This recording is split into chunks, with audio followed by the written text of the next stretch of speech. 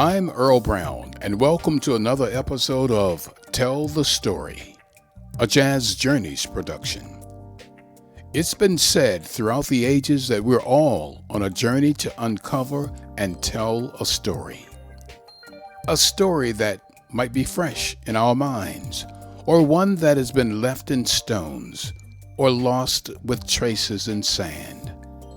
Maybe it's staring at us in mirrors as we try to find ourselves. So I'm sitting here with Denise King from West Philadelphia, but travels all over the world these days. Denise, how you doing? I am doing great and happy to have a little bit of downtime before I leave again. There's so much to talk about, my God. And we go back. We Yes, go we back do. every Yes, time. we do.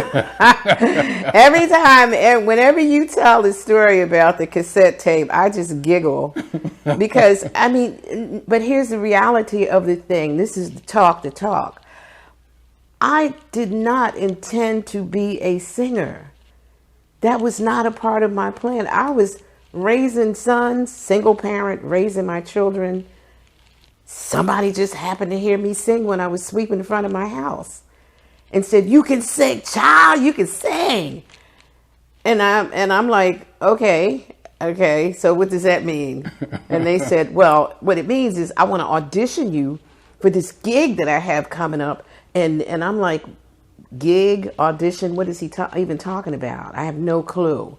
And he said, I want to audition you for a gig. My first gig was at 23rd, 24th, somewhere in Spruce or Pine in that park there. And that was my first gig. He auditioned me and I'm like, what does this mean? And then he said the magic words.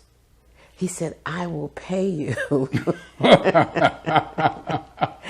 I will pay you. And when he said, I will pay you, and I'm raising 3 sons alone, and they're like human lawnmowers, vacuum cleaners, consuming everything in sight. Mm-hmm. Mm-hmm. And so that extra money, that was incentive for me. It was like, okay, I can buy more food. I can buy them more of the things that they want. Just out here singing these little songs.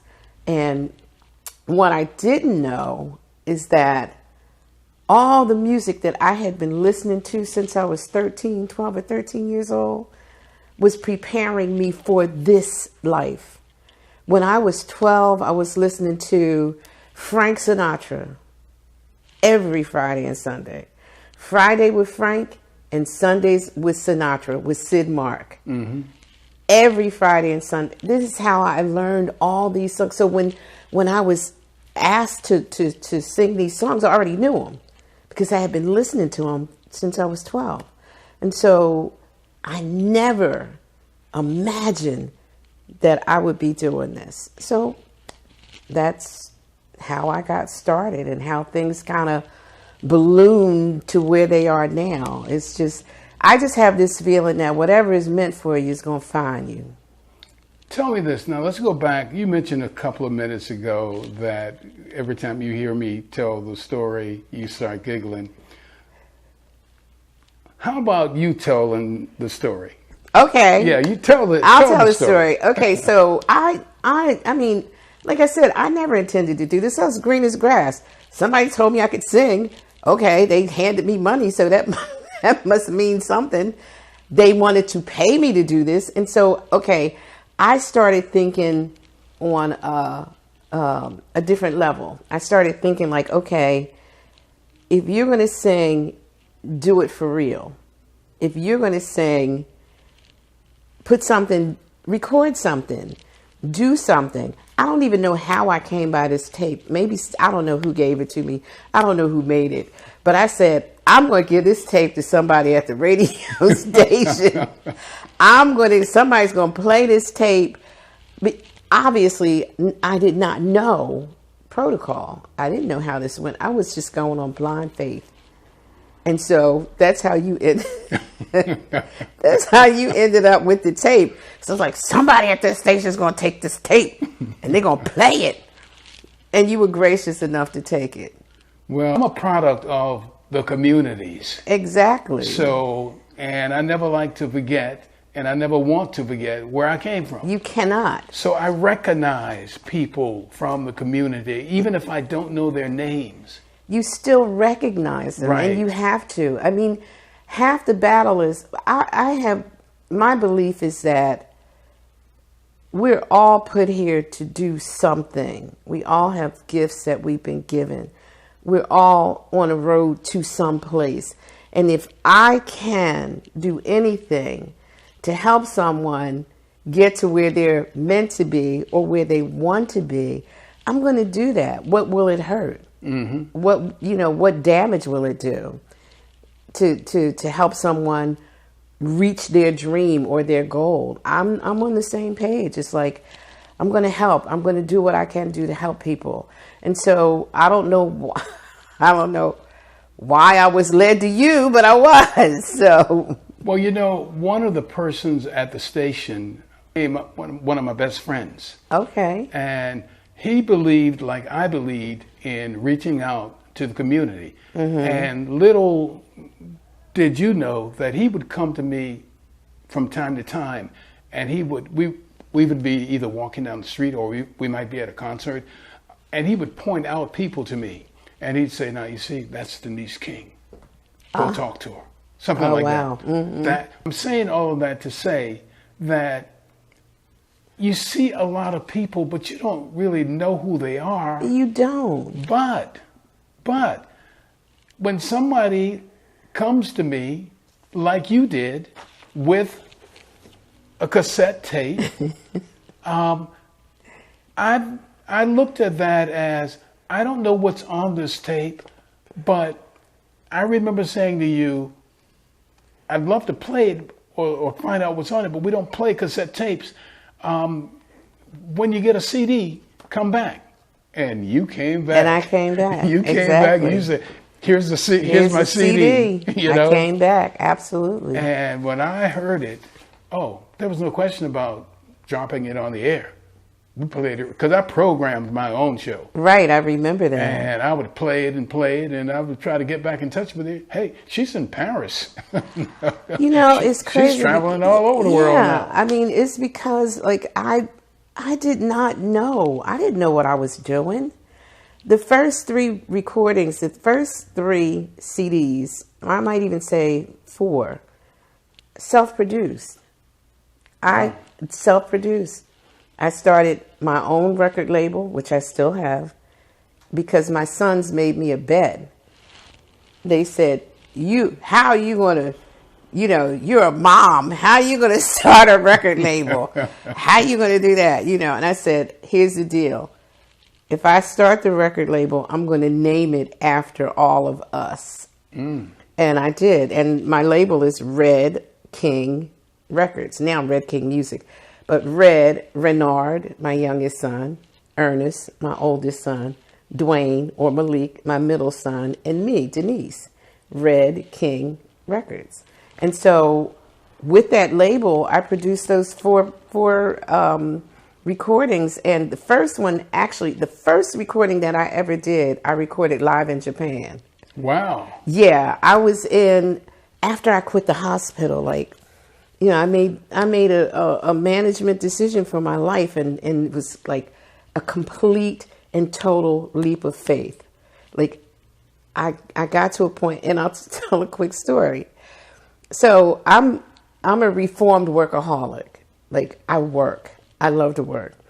And at the time I was working basically, let's say 3 jobs. So I'd leave early in the morning, like 7 in the morning or 6 in the morning, to get to the hospital by 7 in the morning, work from 7 to 3. Then from 3:30 to about 8, I would go to student health and work with the students. And then from maybe 9 or so, I go do a gig. Wow. Yeah. And so I made one day, I did that shift, that whole thing, had a gig in Atlantic City. Everything went clockwork. Everything went smoothly. It was clockwork.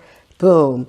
Did the 7 to 3. Did the 3:30 to boom. Did the gig in Atlantic City. Gig ended on time. And I'm driving back with Lewis Taylor, saxophonist. Mm-hmm. And we're driving, laughing, talking, goofing off. And we hit a patch of fog that completely upset the apple cart. So we hit the fog, and we had to pull over in one of the rest stops until the fog lifted. The fog didn't lift till like 5 o'clock. Wow. So we had to haul it back to Philadelphia for me to time enough to run in, shower, put on my uniform, run back at the door, and go to work. So part of my responsibility at my job was to do intake with patients. And this particular patient, I had to interview this patient who happened to, she's one of my favorite patients. I had kind of saved her from helped her get through some things. And I'm sitting there interviewing her, and I fell asleep. Wow. Wow. No. I fell asleep. And I'm talking about with the drool ribbon coming off your chin, the snoring noises. And she tapped my arm, and I jumped. Was I asleep? She said, no, you were asleep. You were asleep. And I said, oh my God. I said, you know what?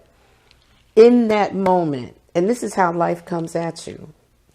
In that moment, I had to make a management decision for my life. The only thought that came in my mind was, okay, who are you? Are you this medical person, or are you this musical person? But music is medicine. Mm-hmm. What are you going to do? And so in that moment, I made a management decision for my life. I stood at the precipice, and I looked down into the abyss. And I talked to God. I said, God, I don't want to live with regret. I don't want to get to retirement age and say woulda, shoulda, coulda. I said, so 2 things can happen here as I look into this void. I said, I'm going to jump, and you know that I'm going to jump. So either when I jump, you're going to catch me by my wings and help me soar and soar and soar. Or if I fall, you'll help me have a soft landing, and I can go back to what I was doing before. And I closed my eyes and I jumped. I quit. You've been listening to episode 1 of Tell the Story with international jazz vocalist Denise King. But wait, there's much more to the story. That's coming up in episode 2. In the meantime, be sure to subscribe to our channel and hit that like button and tell a friend to do the same. By the way, if you like what you're seeing and hearing, be sure to check out some of our other podcasts on this channel.